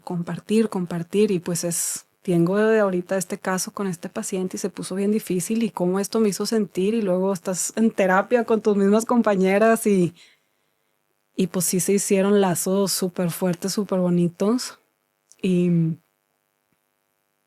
con los profesores también, o sea, con los profesores también, porque se tiene que hacer un sistema de apoyo fuertísimo, porque sí es verdad eso que dicen que cada terapeuta necesita su propio terapeuta y necesita su grupo de apoyo, porque estar tratando a alguien en las dificultades y los conflictos de alguien más también te mueve, ¿no? Te cobran algo y tienen un efecto en ti y necesitas tú también ver cómo manejar eso para que no te afecte, Y en la maestría, yo ahí hice mis prácticas en un centro de día, en un hospital de día de salud mental, con un grupo de pacientes adultos. Es decir, que todos estaban internados, hospitalizados, pero ya les dieron el alta de salir de estar internados y estaban en un proceso de reinserción social, o sea, de regresar al mundo. Entonces tenían que seguir yendo al hospital a sus terapias durante el día, todos los días, y era como un phasing out, a poder retomar pues sus vidas, su vida, su independencia, su autonomía, su trabajo, sus estudios, sea lo que sea. Entonces ahí estuve en arte terapia grupal, que fue pues muy interesante. Y también entré en un centro de desórdenes alimenticios con adolescentes. De acuerdo, llevaste un caso muy interesante. Sí, estuve trabajando ahí con pacientes adolescentes que tenían anorexia o bulimia, desorden o algo que se le llama disordered eating. O sea, que son patrones de alimentación desordenado. Sí, que pues es por causa de un tema mental. Psicológico. Entonces, híjole, eso estuvo bien interesante porque hay una teoría en arteterapia que quiero compartir porque pues yo enfoqué mi disertación en un caso muy particular que tuve ahí. Te fue muy bien en tu disertación, ¿verdad? Me fue muy bien. ¿Esa la podrías publicar también? Pues sí. Digo, ya pasaron muchos años, No importa. Estuvo muy interesante. Sí. Pero aquí es donde voy a dar un ejemplo de cómo funciona la arteterapia. Yo me formé desde la perspectiva psicodinámica. Entonces, la teoría psicodinámica sí viene de la psicoanalítica, pero se enfoca, pues, porque se enfoca en la exploración del inconsciente, en la infancia, en las dinámicas familiares, en cómo el pasado afecta al presente o trae síntomas al presente, de depresión, ansiedad. Exploras pues las relaciones interpersonales o pues qué pasó en el pasado que está afectando o te está haciendo tener ciertos patrones conflictivos, maladaptativos en el presente, en tus relaciones del presente. Desde la perspectiva psicodinámica. Entonces,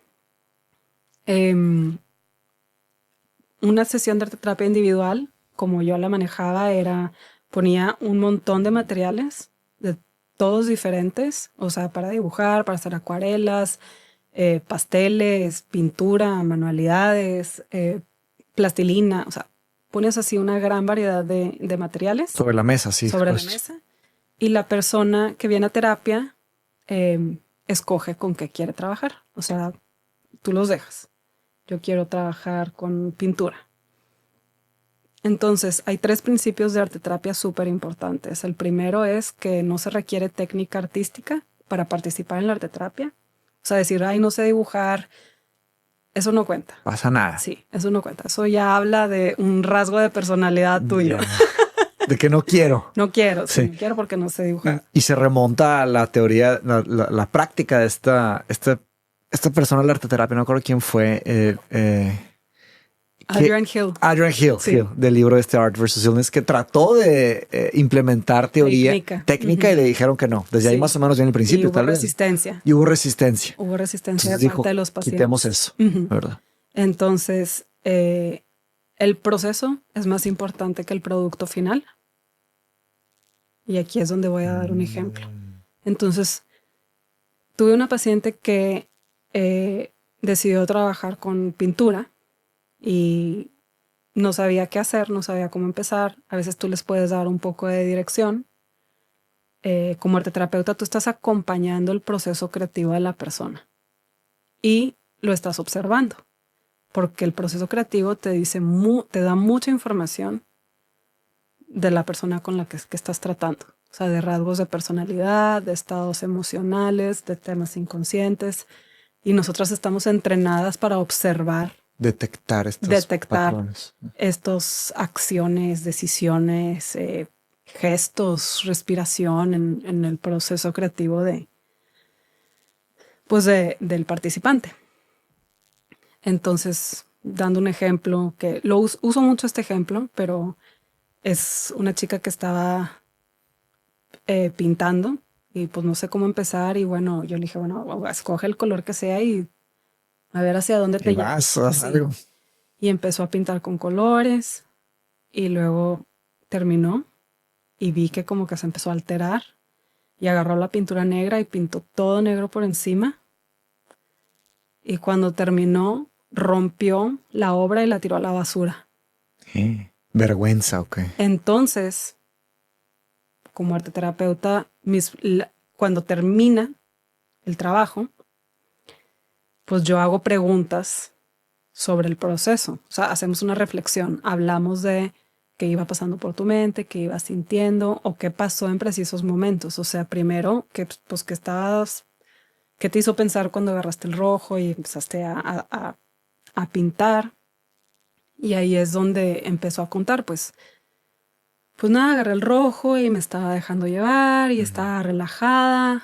Y estaba relajada. Y luego agarré el amarillo porque quería pues algo un poco más alegre. Y ves cómo la comunicación va naciendo naturalmente. A cambio a una terapia verbal. Que se siente a lo mejor un poco más confrontativa. Estar enfrente a alguien. De que ver qué es esto. Y hablar. Sí. Cuéntame de tus padres. Sí, aquí pues es otro método. Sí. Es otro método. Y es impresionante y hermoso cómo se da. Ese tema de la comunicación fluye. Entonces luego pues agarré el amarillo y tal, y luego el azul. Y luego me acordé que ayer me peleé con mi mamá. ¿Eso te dijo? Sí. Que tuve una pelea súper fuerte en la calle, bla, bla, bla, bla, bla. Y me empezó a contar, hijo, y me empecé a enojar. Me empecé a alterar. Entonces agarré el negro y quise como desaparecer todo eso que estaba pasando y como que se empezó a enfocar más en el tema del enojo y en expresar el enojo. Y a final de cuentas no le gustó el resultado final, o sea, lo que significaba ahora esa obra como... Ya, porque lo vio. Vómito, de enojo, de todo, y la rompió y la tiró a la basura, como que también es un acto de quitármelo de encima. O sea, de ya no verlo más. De quitarse ese sentimiento, quitarse. Entonces eso abrió puerta a, pues, cuál fue el conflicto, de qué se pelearon, y ir extendiéndonos más a hablar sobre esta relación conflictiva que tenía con su mamá y se hace una sesión terapéutica increíble. Ahí es donde entra el tema de la psicoterapia, ¿verdad? Porque pues si no sabes entonces, de eso, no lo puedes. Hay una parte de conversación sobre lo que pasó. Claro. Además de la observación, hay una parte conversacional. Así es. Así es. Y hay realizaciones ahí inmediatas y las personas se van dando cuenta. Sí, cierto. Y ahora lo veo. Exacto. Y ahora lo ves. Muy interesante. Sí, muy interesante. Me acuerdo que una vez hicimos con unos buenos amigos una sesión. Sí. Que nos juntamos a pintar. Y nos conocimos bastante. Nosotros. Fíjate que fue algo fundacional para nuestra amistad. Muy interesante. Sí. Fue muy, muy revelador. Sí. Pero entonces... y tú me invitaste a pintar una vez, también. Nuestra primera ¿Tú te invitaste? cita. Yo me invité, bueno, sí, yo me invité tú me 1000 veces. En ir a mi estudio, que en ese entonces lo tenía en casa de mi abuelita. 1000 veces hasta que fui. Hasta que dije, ok, ven. Vamos. Sí. Saludos a tu abuelita que nos trajo fruta, ¿sabes? Claro, sí, mi abuelita fue la persona que me abrió las puertas. Sí. Bueno, ya es oficial que vamos a hacer otra parte ya, porque... No, hombre, faltó demasiado. Qué bueno, qué bueno. Sí. Eso es lo bonito. Demasiado. No, tú y yo podemos grabar 1000 horas. Y estoy seguro que la gente que vea esto va a decir, síganle. Sí, sí. O sea, no estoy ni a la mitad de las notas que tomé de lo que quería hablar, pero bueno, esa es una introducción sobre quién soy yo, sobre cómo llegué a la arteterapia. Y pues una súper introducción a la arteterapia. Sí. Tengo muchas historias que les puedo contar. muchas, pero... Yo solo te quiero decir gracias. No quiero entrar a detalle. Tú sabes lo que siento por ti y lo especial que es todo esto. Entonces, pues, gracias por estar aquí. Gracias por invitarme a tu espacio que tantas ganas le has echado para construir y crear. Y quiero dejar claro que sin ti nada de esto existiría. Eso se tiene que decir. Entonces, y me encanta pensar a dónde nos vamos a llevar. Que lo que yo te he ayudado, lo que tú me has ayudado y lo que vamos haciendo. Sí. Y hay grandes planes. Hemos llegado muy lejos en poco tiempo. Y todavía falta. Igual, gracias. Gracias por todo. Muy bien. Entonces nos vemos la próxima semana. Nos vemos la próxima semana. Sí. Grabamos otro y grabamos otro para la próxima semana. Muy bien, dejémoslo por ahora por aquí. Cerramos. Venga. Chao. Gracias totales por ver este episodio de Sangre y Suerte. Espero te haya gustado. Si conoces a alguien que le interese este contenido, por favor envíaselo. No olvides de dejar un me gusta y un comentario para el algoritmo. Si quieres estudiar filosofía más formalmente, revisa los links en la descripción de este video. Y espero que encuentres lo que estás buscando. Nos vemos por acá. Fuerte abrazo.